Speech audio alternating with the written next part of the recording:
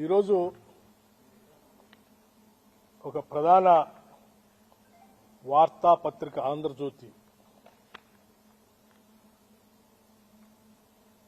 ఆ ఓనరు బహుశా చైర్మన్ అనుకుంటాను రాధాకృష్ణ గారు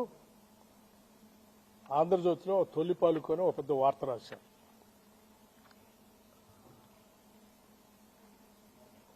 అందులో రాష్ట్రంలో బొగ్గు గనుల కోసమే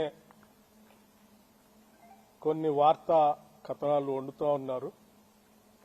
వండించబడతా ఉన్నారని వారు రాస్తూ దాంట్లో నా పేరును కూడా తీసుకొని వచ్చి వారు పెద్ద అక్షరాలతో రాశారు. ముందుగా అసలు సింగరేణి కాలరీకి సంబంధించిన ఆస్తులు బొగ్గు గనులన్నీ కూడా తెలంగాణ ప్రజల ఆత్మాది. తెలంగాణ రాష్ట్ర ప్రభుత్వం ఈ రాష్ట్రానికి సంబంధించిన ఆస్తులు. ఆ ఆస్తుల్ని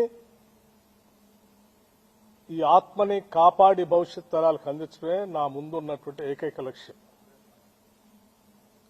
రాధాకృష్ణ గారి లాగా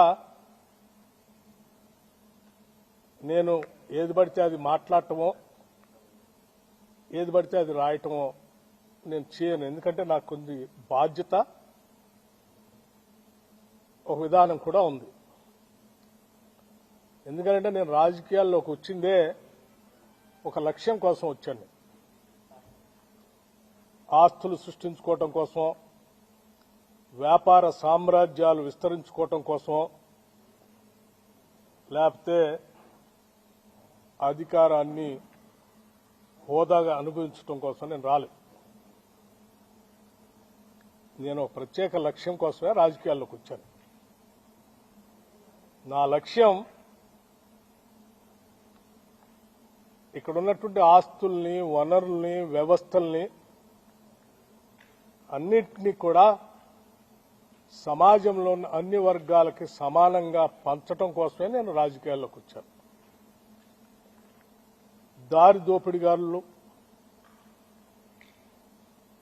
లేకపోతే గద్దలు లాంటి వాళ్ళు సమాజం మీద పడి పీక తింటా ఉంటే వాళ్ళని రక్షించడం కోసం, వాళ్ళ తరఫున మాట్లాడటం కోసం రాజకీయాల్లోకి వచ్చాను.